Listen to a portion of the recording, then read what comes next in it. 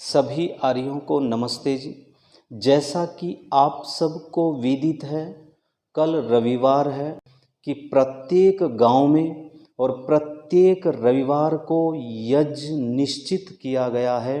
तो जिस जिस गांव में आर्य समाजों की स्थापना हुई है, वे सब मिलकर के एकत्रित होकर के किसी सार्वजनिक स्थान पर यज्ञ अवश्य करें और यज्ञ की एक प्रतिछाया अपने अपने समूहों में प्रेषित करें, जिससे यह अभियान द्रुत गति से आगे बढ़ता रहे।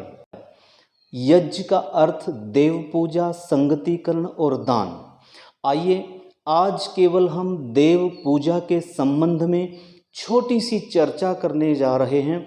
देव किसे कहते हैं और पूजा क्या होती है। तो देव का अर्थ बनेगा दानात्वा, द्युस्थानात्वा, द्योतनात्वा, दीपनात्वा, अर्थात जो द्युलोक में रहते हों, जो प्रकाशक हों, जो मार्ग प्रशस्त करने वाले हों, अर्थात और जो दान करने वाले हैं, ऐसे पदार्थों को हम देव कोटि में रखते हैं। और पूजा किसे कहते हैं? तो पूजा के संबंध में धातु पाठ में ही एक अर्थ आया है पूज सेवायाम, और सेवा जिसकी की जाती है तो वो प्रसन्नता के लिए की जाती है। तो आइए अब हम सीधे सीधे अर्थ को समझते हैं। देव को हम दो भागों में बांट सकते हैं।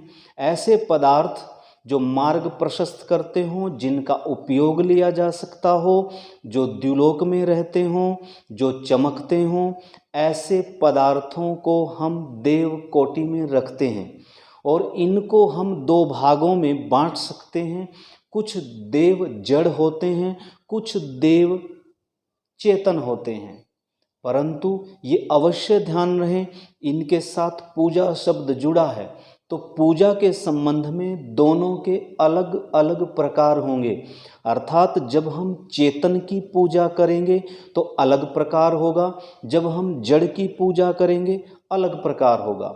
जैसे जब हम चेतन की पूजा करेंगे तो हम उसको प्रसन्न करेंगे, उसकी सेवा करेंगे, परंतु जड़ पदार्थ के संबंध में ऐसा कतई नहीं है, क्योंकि जड़ पदार्थों को हम प्रसन्न नहीं कर सकते, उनकी सेवा नहीं कर सकते।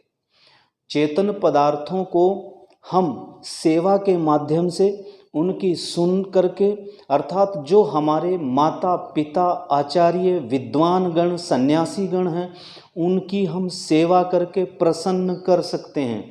परंतु जितने जड़ देव हैं, जितने जड़ पदार्थ देव कहलाते हैं, चाहे वो सूर्य हो, चंद्रमा हो, पृथ्वी हो, जल हो, अग्नि हो, ये जितने भी जड़ देव हैं, इनको हम प्रसन्न नहीं कर सकते। इनका उपयोग लेने को ही इनकी पूजा माना गया है। अर्थात ठीक ठीक पूजा, अर्थात इनका ठीक ठीक उपयोग करना देव पूजा कहलाता है। जब हम अग्निहोत्र करते हैं तो इसी अर्थ को सामने रखते हुए हम लोग यज्ञ करते हैं, क्योंकि यज्ञ में, अग्नि में जितने भी हम जड़ पदार्थ डालते हैं, चाहे वो घृत हो, चाहे वो सामग्री हो, भिन्न भिन्न पौष्टिक पदार्थ हों या रोगनाशक पदार्थ हों, वो सब जड़ हैं, उनका हम उपयोग ले रहे हैं, इसीलिए उन जड़ पदार्थों की ये पूजा है। और जो यज्ञ में कोई विद्वान बैठता है, माता पिता बैठते हैं, या बाहर से कोई आचार्य गण बैठते हैं, या कोई सन्यासी आ जाए, या कोई आसपास के ग्राम से कोई आर्य ही आकर के बैठ जाए, तो ये समझ लेना वो हमारे लिए चेतन देव हैं। उनको प्रसन्न करना, उनका सत्कार करना, उनकी सेवा करना, तो वहाँ पर चेतन की पूजा हो जाती है, क्योंकि उनको प्रसन्न करना होता है। तो देव पूजा के संबंध में एक छोटी सी चर्चा की, और ये देव पूजा को हमने अग्निहोत्र में किस प्रकार से समावेश करना है, ये हमें समझना है। तो आज देव पूजा के संबंध में थोड़ी सी चर्चा की। आप सब प्रबुद्ध हैं, इसका विस्तार स्वयं कर लें।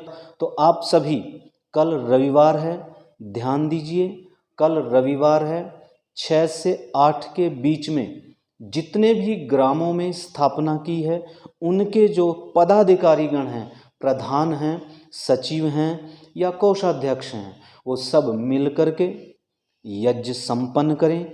6 से 8 के बीच बीच में हम इसको संपन्न कर दें, जिससे यह अनवरत चलता रहे और यह आर्य महासंघ का जो अभियान है वह निरंतर इस प्रदेश में और अन्य प्रदेशों में भी पूरी प्रगति करे, अनवरत चलता रहे। इसी कामना के साथ आप सबका बहुत बहुत धन्यवाद। नमस्ते जी।